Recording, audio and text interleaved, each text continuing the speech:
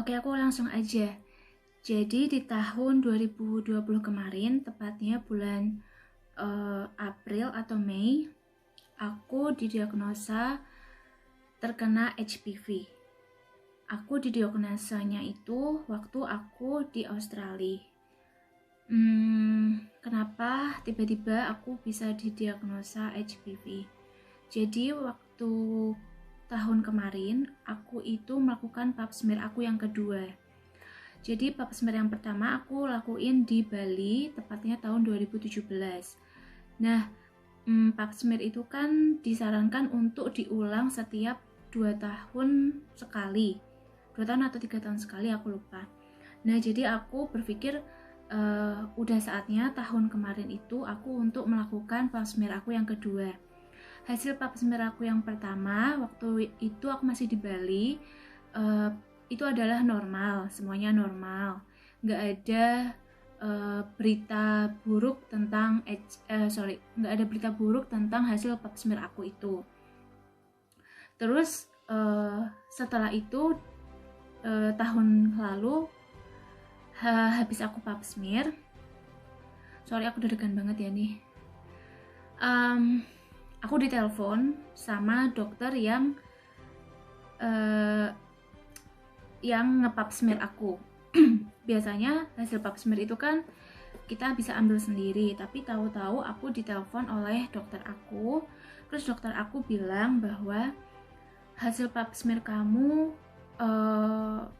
intinya nggak bagus gitu, dan kami curiga adanya suatu virus atau apa yang ada di dalam aku, mungkin di rahim aku atau apa. Jadi setelah itu dokternya bilang untuk balik lagi ke rumah sakit untuk kayak tes darah, terus tes, ada beberapa macam tes kayak tes tokso dan lain-lain. Aku kurang paham juga, pokoknya aku suruh balik lagi. Jadi aku waktu itu langsung book appointment. Aku bilang oke, aku akan lakuin tes yang berikutnya. Setelah aku tes berikutnya, hasil dari tes darah aku itu semuanya normal. Jadi kayak nggak ada hal-hal yang mengkhawatirkan. Tapi karena hasil pap smear aku yang pertama itu mengkhawatirkan, jadi dokternya bilang kalau please kamu datang untuk book appointment ke spesialis. Nah, aku bilang waktu itu oke, aku akan book appointment untuk ke spesialis. Tapi dokternya bilang bahwa di kota aku tinggal itu nggak ada spesialis yang bagus tentang rahim. Jadi aku dirujuk untuk datang ke spesialis di kota lain yang jaraknya itu kalau nggak salah 2 atau 3 jam, aku agak lupa. Oke, terus aku bilang oke, nggak apa-apa, aku akan book appointment itu walaupun di kota lain. Nah, terus dokternya jelasin bahwa di spesialis itu aku akan di biopsi. Terus dia kayak kasih aku kasih tanya kayak kamu akan menstruasi tanggal berapa dan lain sebagainya. Karena sebelum dibiopsi aku akan melakukan USG transvaginal di hari kesekian pada saat menstruasi. Terus setelah itu jadi aku booking appointmentnya 2. Yang pertama ke spesialis dan yang kedua itu USG transvaginal. Jadi aku ceritanya udah menstruasi nih. Di hari kesekian aku menstruasi, aku datang untuk cek USG transvaginal. Jadi mereka memasukkan satu alat itu ke dalam vagina untuk dilihat di sekeliling rahim atau segala macam.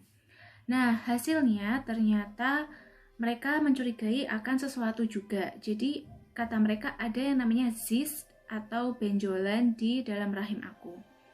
Terus akhirnya mereka tambah yakin bahwa aku harus menemui spesialis kandungan.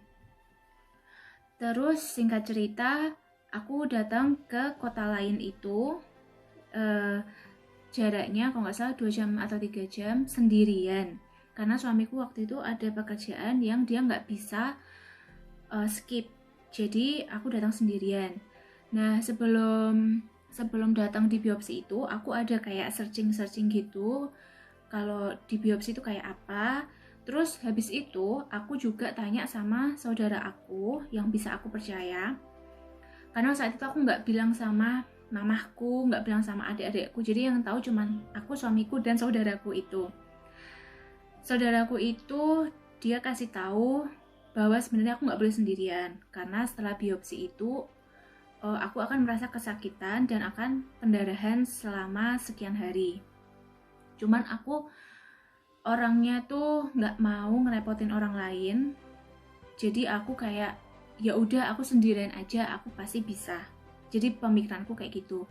Aku nggak mau ngerepotin teman walaupun ada, aku panggilnya mami ya. Ada mami yang di sini, yang di Australia. Tapi aku nggak mau ngerepotin orang, intinya gitu. Jadi aku datang sendiri ke kota lain itu untuk melakukan biopsi. Nah, pada saat di biopsi, jadi mereka tuh kayak masukin cocor bebeknya itu rasanya tuh juga udah kayak deg-degan banget, kayak ngilu aja, nggak sakit sebenarnya.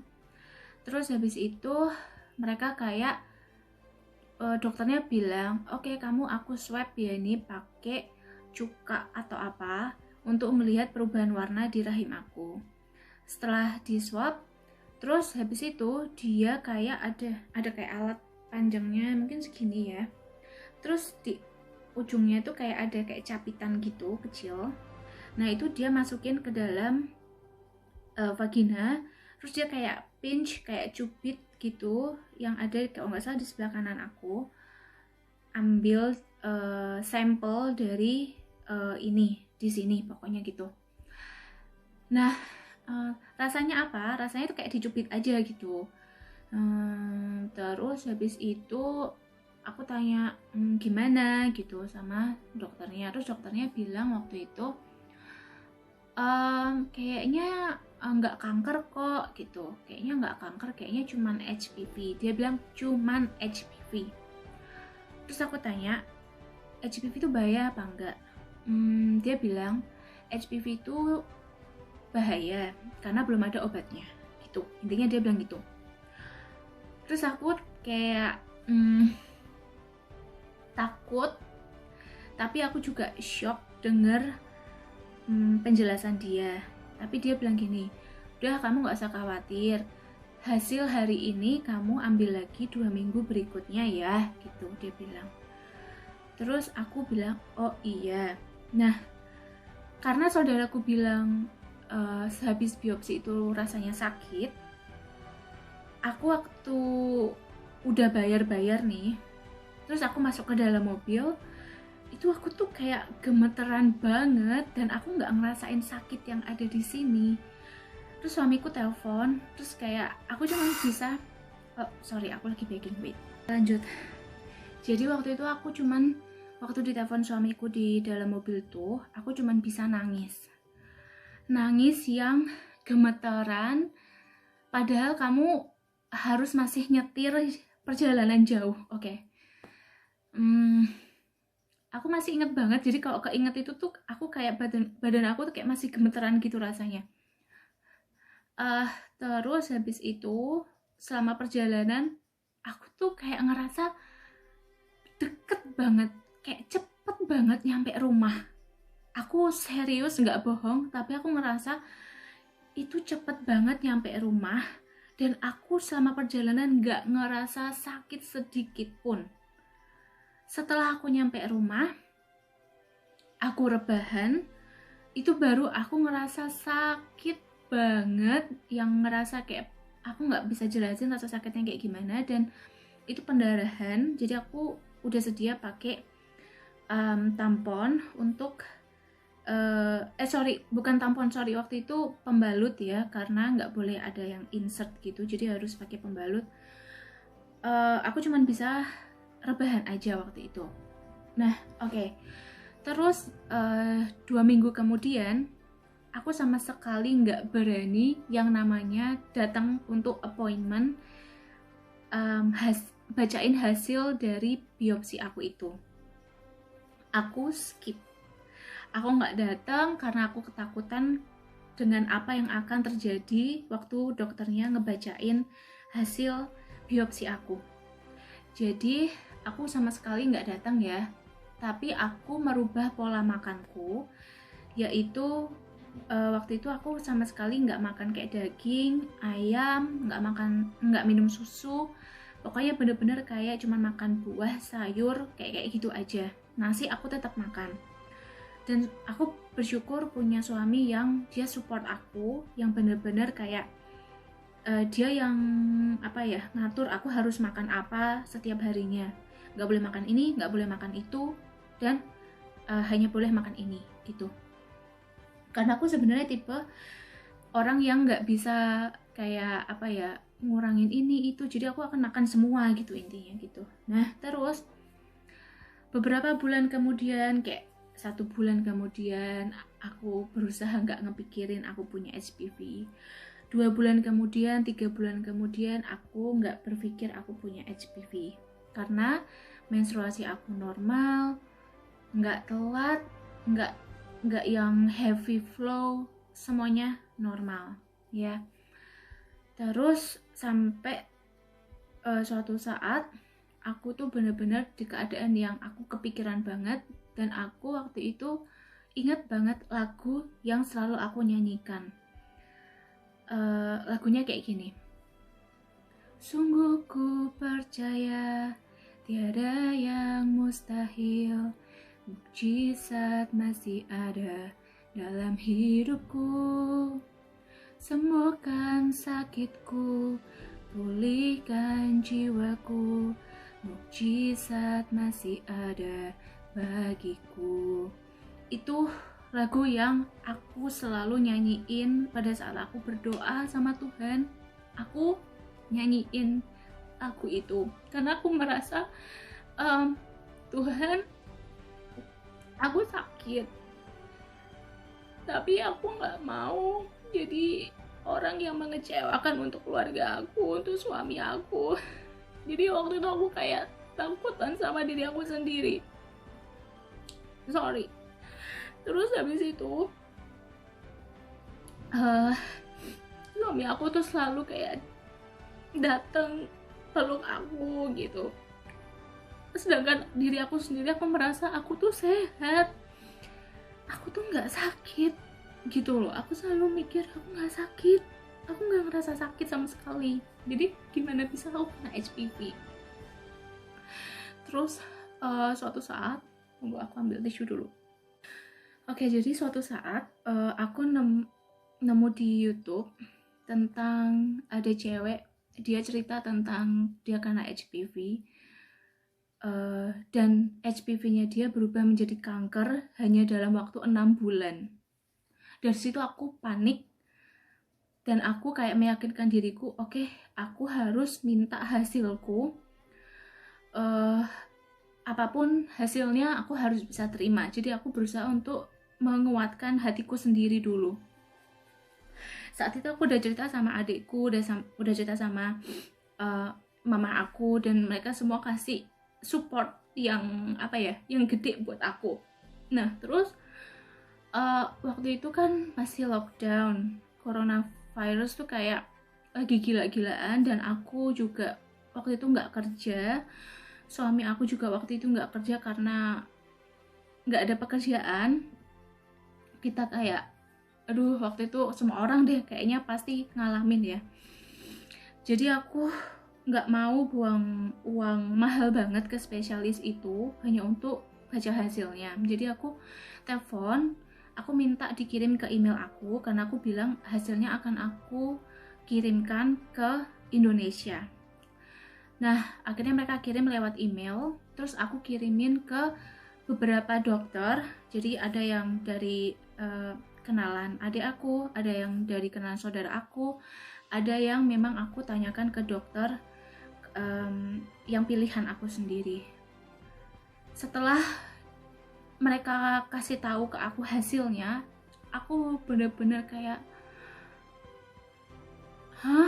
gitu, kayak masa?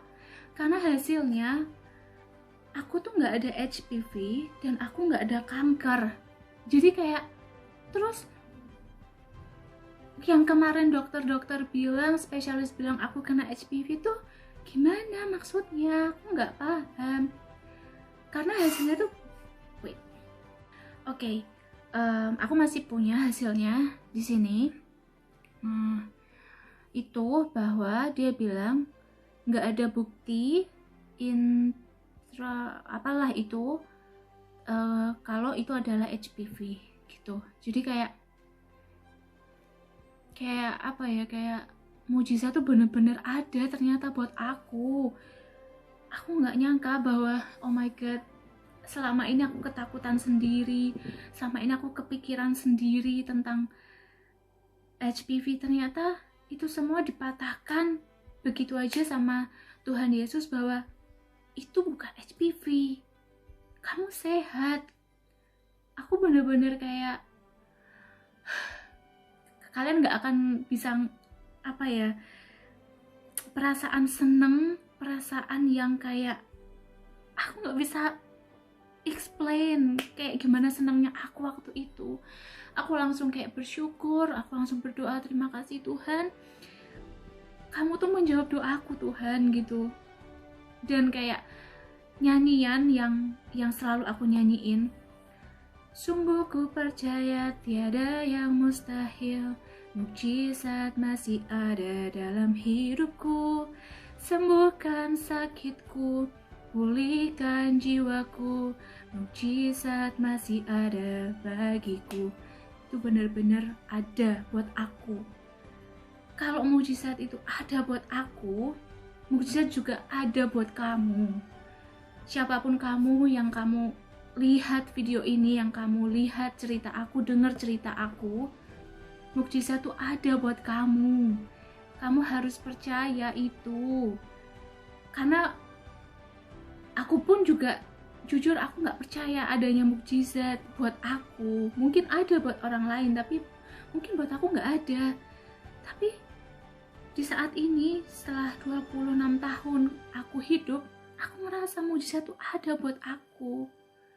Jadi percaya, selalu percaya sama Tuhan Yesus, kalau Tuhan Yesus tuh akan mengangkat kamu, akan menyembuhkan kamu. Tuh harus percaya itu. Gitu. Jadi aku berharap dengan adanya video ini yang aku beranikan untuk aku bikin dan aku upload, kalian para wanita, kalian harus berani, kalian harus jaga diri kalian sendiri, kalian harus mencintai tubuh kamu sendiri gitu. Jangan takut untuk tanya, jangan takut untuk cek diri kamu sedini mungkin. Oke? Tuhan Yesus memberkati. Bye bye.